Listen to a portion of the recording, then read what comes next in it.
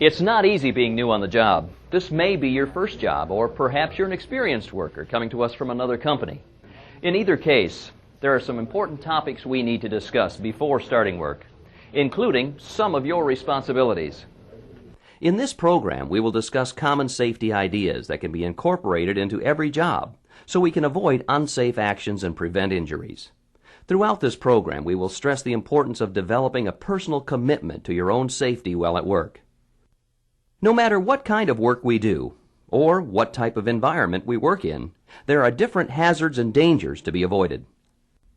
And no matter how many rules or procedures there are, in spite of how many signs and warnings are posted, regardless of how many hours of training you may receive, ultimately, there's only one thing that can consistently keep you safe each day: your attitude. A good safety attitude ensures that you follow all safety procedures. Use required personal protective equipment. Guys, hold on. And never take risky shortcuts or perform unsafe acts. As a responsible professional employee, you should report to work each day on time and prepared to devote your full attention to your job. Of course, alcohol and illegal drugs aren't allowed at work. Working while drug impaired is a good way to lose your job. If you don't remember anything else from this program, remember this. This company wants you to stay safe. We do not want you to perform unsafe acts in an effort to do your job for any reason. If you think what you're doing may be unsafe, don't do it. Report the situation to your supervisor to find the safest way to do the job. Remember this rhyme: when in doubt, find out. This facility has equipment and machinery that require specific training and authorization before use. Stay away from machines or equipment that you're not qualified to operate. Some examples of equipment that require specific training include forklifts, cranes, and welding equipment, to name just a few. In areas where cranes are in operation, stay clear of any raised or moving load, and never place yourself under a suspended load. When entering or working in an area where forklifts are being used, stay alert for blind intersections and corners. Never walk directly behind a forklift or stand close enough that a sudden movement by the truck could cause it to hit you. It's difficult for pedestrians to tell in which direction a forklift will move. Because of their extremely heavy weight, rear wheel steering, and various operating functions, these vehicles are difficult to drive and can cause lots of damage when they hit something. Stay clear and give them lots of room. Don't even think about using a forklift without being properly trained and authorized. Many traumatic injuries occur when body parts get caught in the action of a machine. If you're a qualified operator of a machine, make sure all guards are in place. Never bypass or defeat a guard. Keep in mind that long hair, loose clothing, and jewelry should not be exposed when working around moving machinery. If you're not trained and authorized to use this type of equipment, stay a safe distance from it. Electricity may be the biggest hazard we face because it's used in every operation of the company, from welding to word processing. Many of our jobs require us to use power tools of some sort. Always inspect them before use. Look for damage to the tool, cord, insulation, or plug. Tools or equipment found to be damaged must be removed from service for repair or replacement. Only a qualified electrician can service or repair electrical equipment. Qualified electricians receive special training. Unless you've had this training, stay clear of live parts. The company has developed an energy control plan to isolate equipment from all energy sources while being serviced. Never apply power to a locked and tagged machine, and never remove other workers' locks and tags. When you see a lock and tag, you must understand that someone's life depends on this equipment staying de-energized.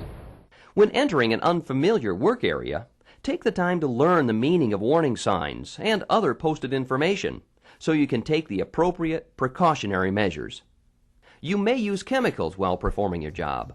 If so, you will need to know where the material safety data sheets are located and how to use them. These reference sheets provide valuable information regarding handling, storage, required protective equipment, and emergency procedures for every substance in the workplace. You will also be required to learn your company's container labeling system. Container labels provide a quick reference about a chemical's hazardous properties and how to protect yourself from them. You will receive additional training on the specific chemicals in your work area, but always remember that safety information can be found in the material safety data sheet and on the container label. It's your right and your responsibility to access this information if you have any question about safe work practices around chemicals or hazardous materials. In this company, housekeeping is an important part of our safety program. Proper housekeeping is critical in preventing workplace slips, trips, and falls. Report or correct any tripping hazards, such as cords or debris, as soon as possible. Don't leave tripping hazards for someone else to stumble upon. Proper housekeeping can also protect against another workplace hazard, fire. Always store flammable materials in a designated area, away from heat sources. Don't allow combustibles to be stored near heat sources. And put dirty rags in an approved container. Housekeeping is a key part of fire prevention and workplace safety. As an employee of this company, housekeeping is a mandatory part of your job responsibility. However, if a fire or other emergency does occur at work, all employees must be prepared. Being aware of the emergency plan beforehand ensures a safe and orderly evacuation. But remember, in the case of a fire, your safety is the primary concern. The company has emergency plans that will be explained to you. Part of this plan involves the location of fire extinguishers and emergency exits, as well as how to activate and respond to various emergency alarms. When our work duties require us to leave solid ground, this presents an added danger: falling. Well, there are many different ways to work above ground. Using a ladder is the most common. Use the right ladder for the job. Ladders made of aluminum or other metal must not be used near electrical hazards. Inspect the steps and the soles of your shoes for slippery substances, such as oil or mud. If you're using a step ladder, make sure that the spreader is in the locked position. Keep your body between the rails of the ladder, and don't lean past the side rails.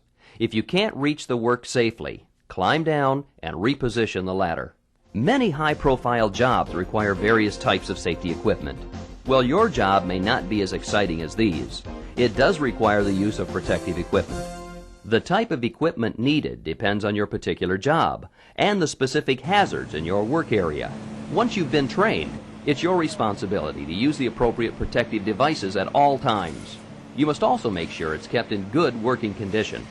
Some types of PPE that may be required include the following items. Safety glasses with side shields. These are required in most areas of the facility. They protect the eyes against flying debris and particles. Respiratory protection. If dusts, mists, fumes, or vapors are present in your work area, your company may require the use of a respirator. Respirators must be properly fitted and tested before use. Your supervisor will assist you in this training. Facial hair will interfere with a proper fit. Therefore, employees required to use respirators will have facial hair restrictions. Hearing protection. Hearing protection will be required when entering areas with high noise levels. Exposure to high levels of noise over time can damage the delicate structures inside the inner ear. This will lead to gradual hearing loss if protection is not worn. Head protection. Some work areas in this facility have overhead hazards that increase the chance of a head injury. Falling objects are the primary hazard, but bumping into low-hanging objects or being struck by hanging loads can also cause a head injury. I'm sorry! Employees in these areas are required to wear a hard hat. Safety gloves and footwear. To protect our hands and feet while working, we use different types of gloves and shoes. As with all types of PPE, the type we select depends on the hazards of our specific job. When it comes to gloves, remember this: no single type of glove protects against all hand hazards. Heavy cloth or leather gloves can protect against cuts when handling rough materials. Chemical-resistant gloves can prevent exposure from hazardous materials. And some jobs demand that no glove be used at all because the glove itself may become a hazard by becoming caught in moving machinery. As for foot protection, boots and shoes made of leather that cover the ankle are preferred. In some areas, Boots with reinforced steel toes are needed to protect against the hazards of heavy falling objects. We've seen the importance protective equipment plays in keeping you safe. Before beginning work, be sure to ask your supervisor if you have any questions about the correct protective equipment for your job. When it comes to your safety, there's no such thing as a dumb question. You are now employed by a company that is dedicated to providing you with a safe working environment. To provide you with a safe workplace, we need your full participation. In fact, we demand it. Working safely, maintaining good housekeeping, and following our environmental policies are a mandatory part of your job responsibilities. With your help and participation, together we can have a safe and productive workplace for you and your coworkers. Each day when you come to work, make a commitment to do your job the safe way every time. Welcome to work. We're glad you're here. Now, go have a great day and a safe day.